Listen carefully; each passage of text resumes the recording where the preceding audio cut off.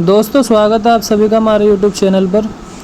ये जो 1 इंची का पाइप हमने नीचे लगाया ना, ये हमने इसलिए लगाया है, आप सोच रहे होंगे इतना ऊपर क्यों लगा दिया। जब ग्राहक की लकड़ी की चौखट निकलेगी तो ये ज़मीन में 2 इंची जाएगी, फिर उसके बाद हम इसको निकाल लेंगे। ठीक है, ये इसलिए हमने ऊंचा लगाया कि ग्राइंडर चल जाएगा, इस पाइप को हम निकाल लेंगे आराम से। और ये हमने जो पाइप लगाया है 1 इंची का, ये मैचिंग पूरी हो गई डबल पाताम की चौखट में।